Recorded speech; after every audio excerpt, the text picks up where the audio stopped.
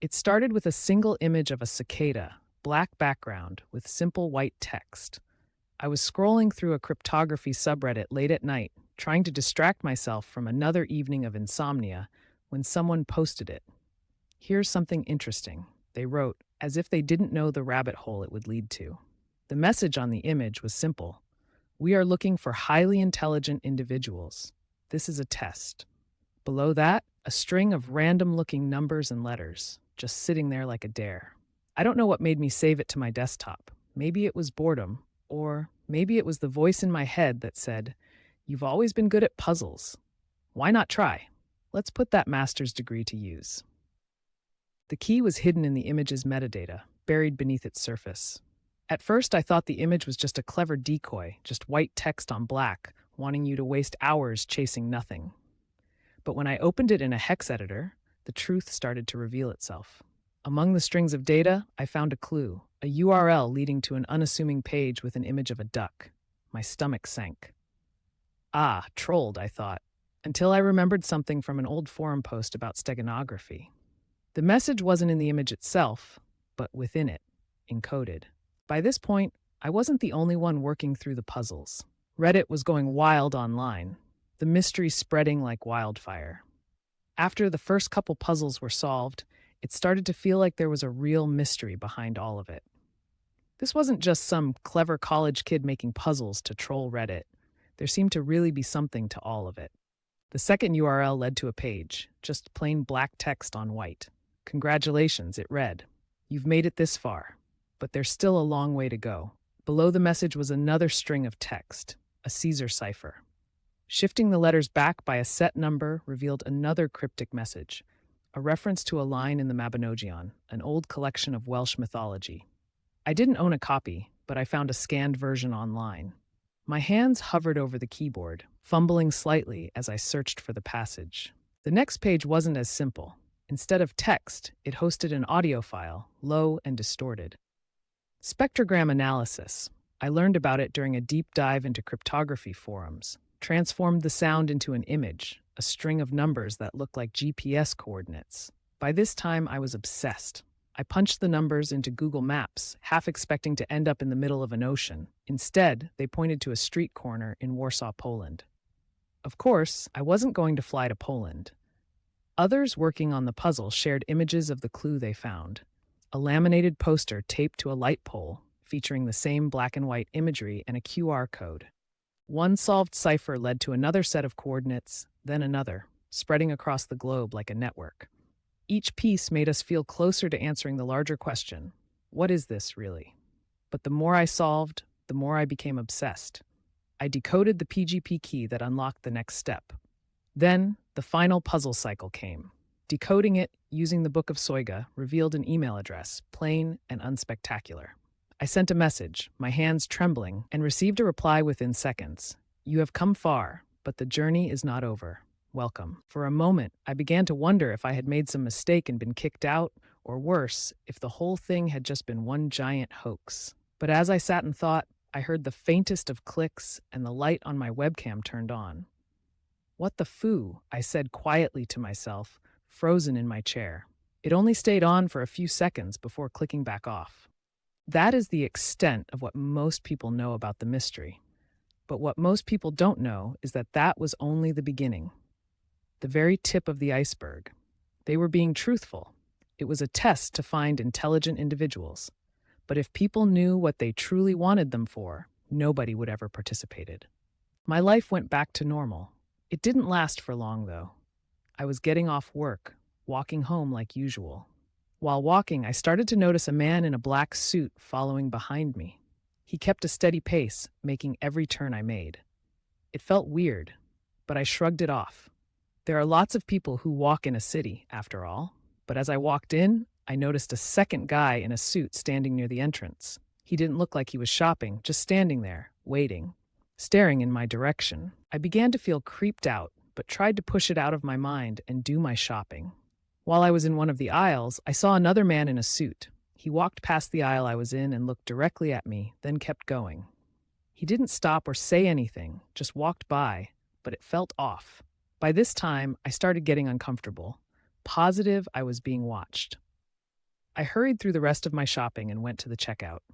I left the store, trying not to think about it. But as I walked down the street, I saw the first guy again, a few paces behind me, walking in the same direction. I decided to break out into a run, wanting nothing more than to get to the safety of my home as quickly as possible. When I got to my apartment, I rushed upstairs and locked the door behind me.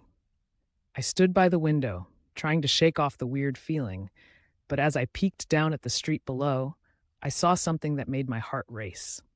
A black SUV pulled up slowly in front of my building, then just stopped.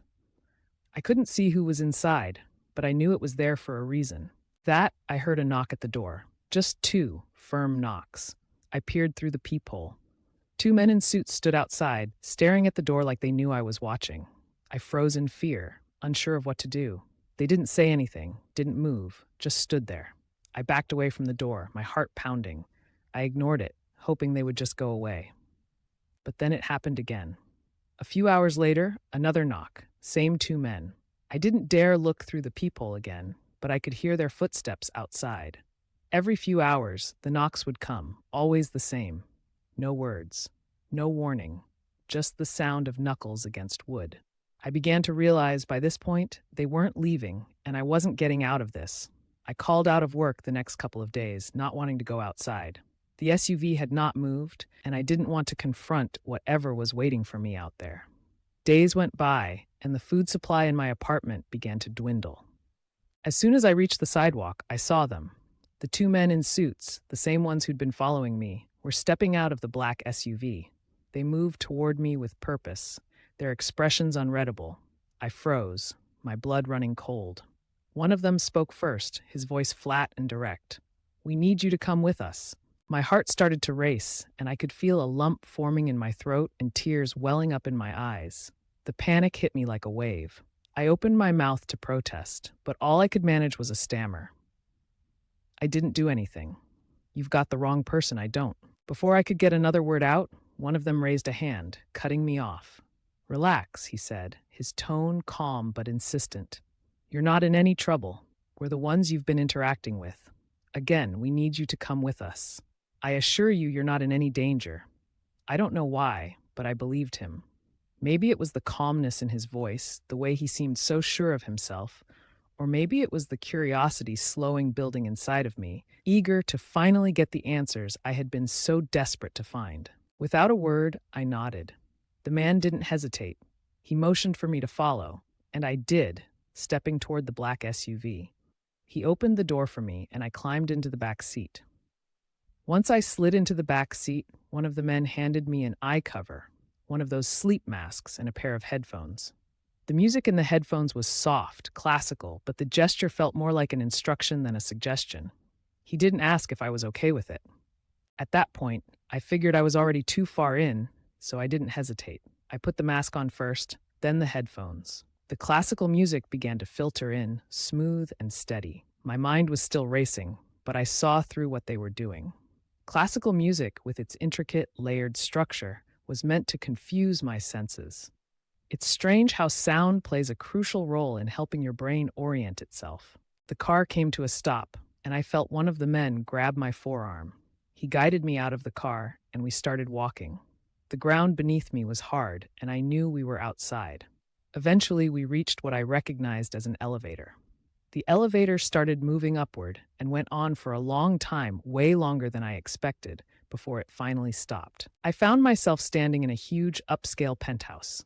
It was far beyond anything I'd ever seen in person. Everything about it screamed extreme wealth. The floors were polished marble. Shelves lined the walls, filled with artwork, old books, and other expensive-looking things I couldn't even name. A large chandelier hung from the ceiling, and dark red curtains covered every window, blocking out any chance of seeing the outside or getting a clue about where I was. This seemed intentional to me, another measure to block out any chance of me pinpointing where this was location against the cityscape.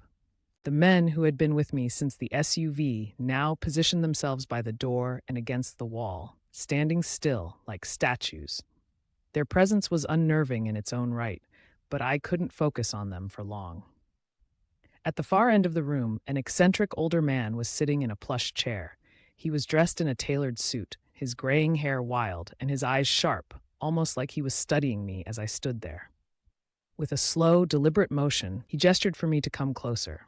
Come in, he said excitedly. I hesitated for a moment, but there didn't seem to be a choice. I walked towards him, feeling a mix of curiosity and unease, wondering what exactly I had just stepped into. The man in the chair had a completely different vibe than the others. While the suited men were cold, reserved, and businesslike, he was eccentric, almost childlike in his enthusiasm. His eyes sparkled as he looked at me, his smile wide, and his voice lilted with excitement. Well, the young puzzle solver, he said, his tone full of pride.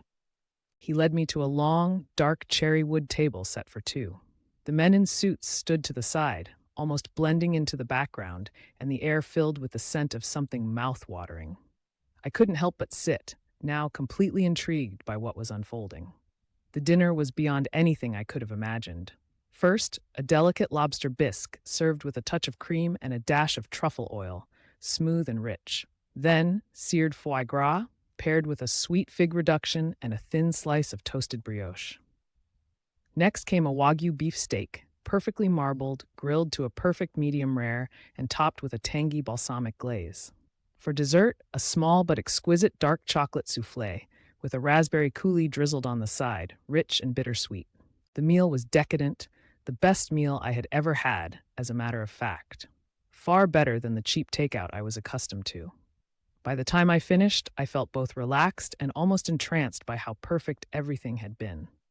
As I leaned back in my chair, digesting both the meal and everything that had happened, the man stood up with a flourish. He returned to a side table and pulled out two perfectly banded stacks of cash, $10,000 each, setting them down in front of me. A token of appreciation for your work, he said, patting me on the back in a fatherly manner. You did well, my brilliant young friend. Then he lowered his voice slightly, and I noticed a sudden change in his demeanor. But there's more, of course. We've got something else in mind for you. He slid the cash aside and leaned in slightly. There's another puzzle we need cracked, one that's been eluding us for a long time. My associates and I have tried everything. But you've got a gift. The way you think, the way you approach things, it's rare. We're offering you a sum of money, far more than what you see here, to crack this final puzzle for us. The man smiled widely, pleased. Good. Well, be in touch soon, he said, tapping me on the shoulder like I was a good child who had just earned his reward. Enjoy your time here. And remember, there is a lot more where that came from. The men drove me home, the pockets of cash heavy in my jacket. For several days, I heard nothing. All I could do was wait. After a few days, the SUV parked outside of my apartment. I didn't have to think twice. I knew exactly what it meant. I approached the SUV with a mixture of anticipation and excitement. The men were sitting in the vehicle, watching me, and as soon as I reached the door, one of them got out and opened it for me. I could hardly keep the smile from my face. The man didn't respond. He just handed me the same eye cover and headphones from before, like it was routine now. The drive was shorter this time, though. When the car stopped, I was led outside. The sun was blinding after being in the dark for so long, and the air smelled fresh, like grass and earth. I squinted and looked around. There was a huge stretch of open land, fields of tall grass and rolling hills, and scattered rocks in the distance. It felt isolated, almost untouched. In front of me was the building, a massive, old stone structure that looked like a giant abandoned Catholic church. The outside was worn and weathered, dark stone covered with ivy. They led me up the stairs and through the large wooden doors. The moment we stepped inside, it felt like a completely different world. I was too nervous to ask. I just sat there, watching, trying to piece together what was happening as the preparations continued. Eventually, someone came to get me. I was led into a large room, and the sight stopped me in my tracks. The walls were paneled with sleek black wood that absorbed the light, and the floor was made of polished black stone. The room was large and empty, except for a single table at the far end. The men began filing in, one by one. This time, there were no conversations, no pleasantries. They moved with a quiet, deliberate purpose. Someone walked to the center of the room holding a stack of small black boxes. One by one, he handed a box to each man. Nobody said a word. I watched, heart pounding, body sweating as they opened their boxes. Inside, each held a carefully folded red robe. Without hesitation, they all removed the robes and began putting them on, the vibrant red contrasting sharply with the blackness of the room. This wasn't just some secret government project or some eccentric hobby for rich people. Was this some sort of cult? A swirling mass of smoke and fire erupted in the center of the circle. It grew rapidly, turning into something horrifying, something impossible, otherworldly. An entity appeared in the center, through the flames. Its head was a mix between that of a wolf and a goat, twisted and grotesque, its fiery eyes glowing. The rest of its body was covered in coarse, dark hair, with inverted legs like those of some nightmarish demon. The room filled with the stench of rot and burning. One of the robed men stepped forward and addressed the entity, his voice steady and reverent. "O mighty Namtaru, we resurrect you and bring you a brilliant mind and a strong body for you to possess. Accept this offering and bestow upon us your power." The entity moved closer, its massive, clawed hands reaching out toward me. I could feel its heat, its presence, something ancient and evil pressing against my soul. I felt hands grab me from behind. Two of the men dragged me forward, their grips like iron. "What are you doing?" "Let me go!" I screamed, thrashing and kicking, but they held me tight, dragging me toward the creature. Tears streamed down my face as panic overwhelmed me. As I continued to work through the manuscript, something finally clicked. After days of staring at the symbols, the numbers, and the strange geometric patterns, I realized this wasn't just an abstract puzzle. It was a recipe, an ancient formula, disguised as a code. The symbols, the shapes, the constellations, they all were steps in a process that seemed to require both precise ingredients and specific actions. I began to break it down piece by piece. The sequence of symbols represented different elements, each symbol standing for a specific ingredient, almost like a shopping list. I saw it stop in my tracks. The walls were paneled with sleek, black wood that absorbed the light, and the floor was made of polished black stone. The room was large and empty, except for a single table at the far end.